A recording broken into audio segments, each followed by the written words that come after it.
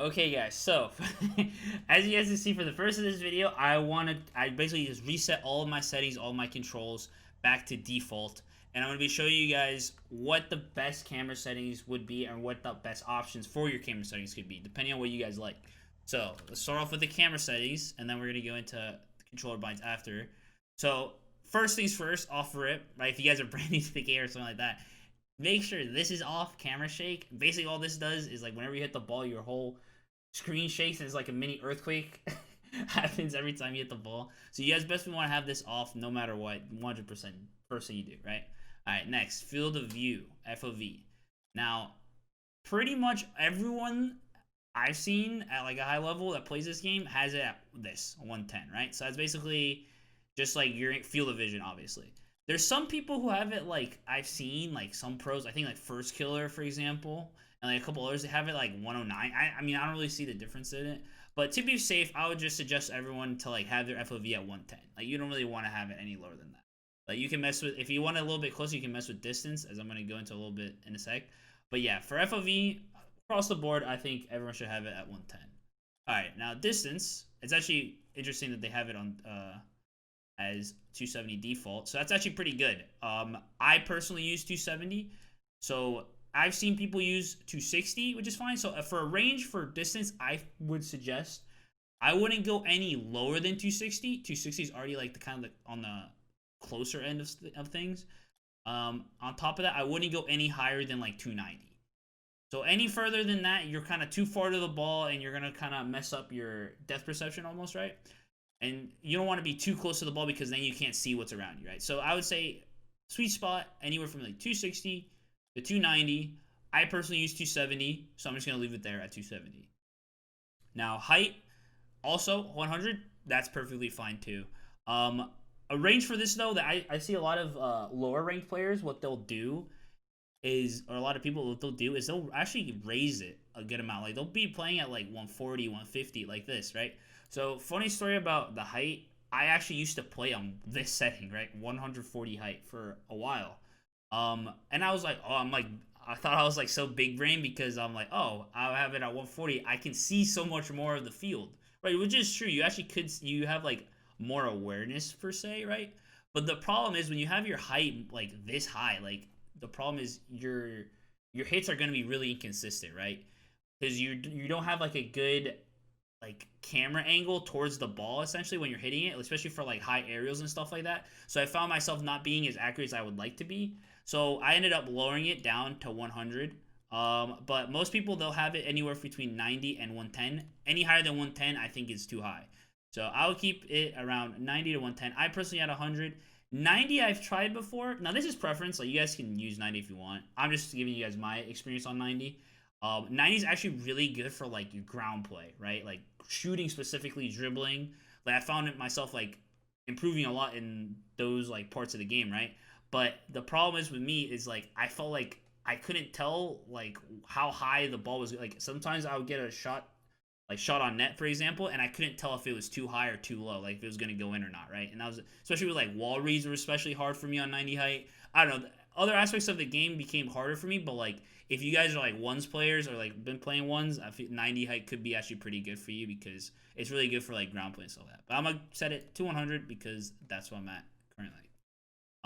Now angle next, so it controls the default angle from where your camera points to your car. So kind of similar to height. You really want to be in the range you want to have this on is like from -3 to -5. Literally all pros, or like 90% of pros, if not more, they'll have it in this range, -3 to -5. Anywhere between that, this is all preference, honestly. -5 to I personally have it on -3 because that's just what I'm used to. I've tried all like 4 or 5 before, but I found most success on 3. Any higher than this, right? It's kind of you're going back into the height situation where it's like your car's angling too high. It's more of like a bird's eye view, and you don't really want that because your hits are gonna be more inconsistent, and it messes up your depth perception.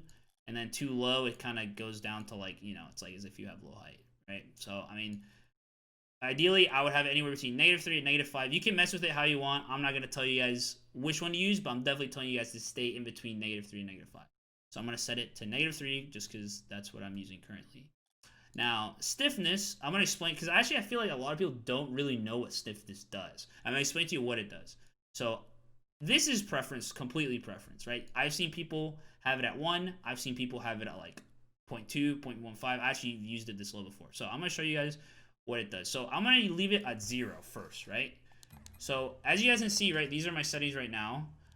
If I start driving, right, you see how like my car kind of like the camera kind of pushes away from the ball, and then as I slow down, it comes closer to the ball, right? Or to the car, sorry, excuse me.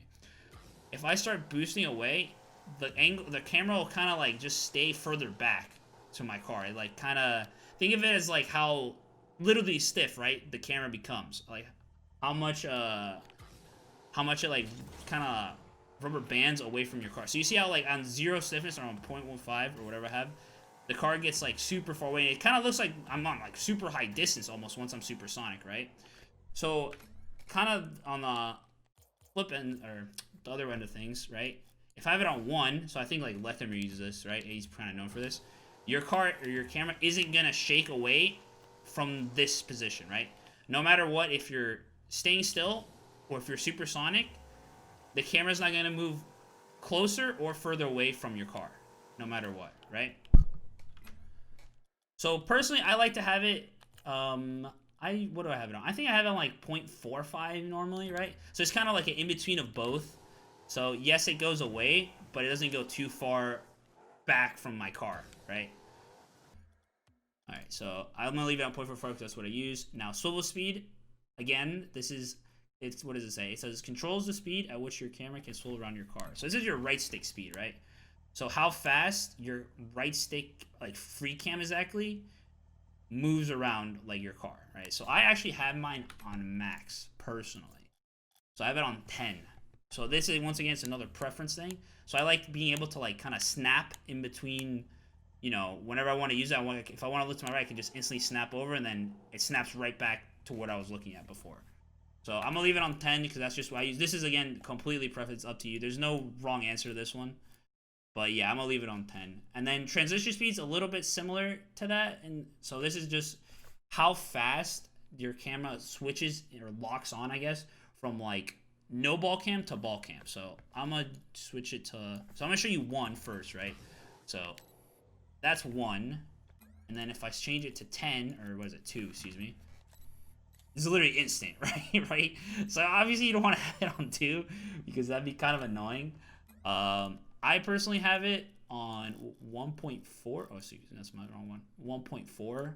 A lot of pros, they'll have it anywhere between like 1.2, like 1.3, 1.5. Any higher than 1.5, you really rarely see because then it gets a little bit like, it's a little bit like jarring whenever you switch on and off ball cam. So I would just keep it anywhere between like 1.1 to 1.5. But you definitely want to, I would honestly suggest raising it above 1. So I would have it personally like 1.2, 1.3 if you guys are just switching off a default at first. But I'm going to leave it on 1 point. And then inverse swivel doesn't really matter. Okay, so settings, your binds. I'm going to show you guys my binds. So this is it's on Xbox buttons right now, but so I have jump on X, obviously. I haven't changed that. I think that's pretty default. I'm just gonna go over the stuff that people change. So I personally highly recommend trying boost on R1 or right bumper. When I switched, keep in mind I personally had my boost on circle for the longest. I used to put on default controls for a very long time, and I was very scared of switching my controls. And I think this is a mindset a lot of people have. They're like, oh, I don't want to change my controls because I feel like I'm just going to become bad at the game. Like, I'm going to lose all my skill, and I'm just going to become bad, and I'm never going to become, like, as good as I was, right? And that's the mindset I had, but it's really a bad mindset to do that. Honestly, dude, if muscle memory and all that good stuff, if you switch your controls within, like, a week or 2 max, you'll be good. Like, you'll be fully adjusted to whatever new controls you decide to go with, right? So, the reason I suggest, like, switching your boost is because I personally think I'm of the idea of like you should have like a button dedicated to an input, right? And like being able to like free up your thumb. Because a lot of people, they'll play with like boost on circle or power slide on square, right? And then jump on X and then whatever, triangle being ball cam, right? So you're using your thumb to push like 2 to 3 buttons at once constantly, right? And that's very difficult. It's annoying after a while too, especially when you're trying to do things like boost and power slide at the same time, or like do a fast aerial really well. It's hard to do that with your thumb doing like 3 to 4 things at once. So being able to like just use a specific button, so like my right index just for boost, you're able to like boost and power slide and boost and jump at the same time without like interfering in between inputs, you know what I'm saying? So I would highly suggest trying boost on R1 or right bumper if you haven't already. Everyone I've suggested this to, they always come back and they're, oh yeah, dude, this is like so much easier now. Like I feel like I can do more stuff. So off rip, I would suggest trying boost on right bumper. Now on the flip side, like I was saying before, power slide, highly suggest taking it off square or X, depending on what controller you guys use. Left bumper is goated for power slide, so it's kind of the same thing. So now you can like power slide and boost at the same time, power slide and jump, reverse power slide. You're basically expanding how much stuff you can do by just solely by changing your binds, right? So it becomes very, I would say like 90% of pros, if not more, have their power slide on left bumper. So this is one 100% you guys should change, like no matter what. I feel like you guys should definitely have power slide on L1 or left bumper. You guys will thank me later. Air roll, once again, should be left bumper, L1, no questions asked. Definitely have it on there. Ball cam, yeah, triangle / Y. Now, this is a very common one I get a lot. Fire, what should I do? Do I do air roll right and left? Do I do air roll right? Like, what do I do with that? Where do I put it on my controller? I personally, like I said, I've talked about this before in other videos. I would suggest having air roll right or left only for like only one of them at a time first if you guys are learning. All right, so since I moved my boost off of circle / B and I moved it to my right bumper, I moved my arrow right onto B, right? And then since I use both, I use right and left. Then I have my left on square / X, depending on what control you guys use. So I see a lot of people use R1 and L1 for arrow right and left. I'm not really exactly a big fan of that. Like I said, I think it's just easier using your face buttons, but that's, like I said, preference. But I would suggest if you're gonna put them on one of your buttons on your controller, definitely do it on like circle or square. And then after that, it's pretty straightforward, I think. And this is all like up to you. Doesn't really matter. But yeah, those are basically like the key binds you guys should be switching for sure when you guys are playing. All right, and lastly, we're talking about our actual sensitivities and dead zones. I feel like a lot of people don't know what this stuff does as well. I mean, sensitivity is pretty straightforward. It just controls like how fast or how sensitive your analog stick is to movement when you're steering it in your air. You usually want these to match though. You don't want to have like this on like whatever, like 1.4 and then this 1.16, because then it's a little bit weird. I would say on average, most players most pros, they have theirs above 1.3, anywhere between a range of like, from what I've seen, like 1.3 to like 2 on average. I feel like I personally play on higher sense than that. I play on 2.3 because I like a little bit more sensitive, you know what I'm saying? So I have it on 2.3, 2.3. I have it matching. This is again preference, but I would highly suggest not being on just one, especially if you guys have like, think like your cars are slow or something, you guys are feeling slow. Raising your sensitivity will actually help with that for sure. Like you guys will feel like your car's faster and more responsive. So that's something you guys can look into as well. So that's my current sensitivity. Dead zone default's 0.2. Scratch that. You don't want it on 0.2. Bare minimum, you want to have it on 0.1 or lower. Up to like, I've seen pros be on like 0.02. I personally play on 0.04, or what is it? Actually, no, I think I play on 0.13, actually. 0.03 or 0.04, I don't remember. It's funny. But yeah, definitely have it on bare, like the max 0.1. And then anywhere between that and 0.02 works perfectly. That's up to you guys to mess around with that.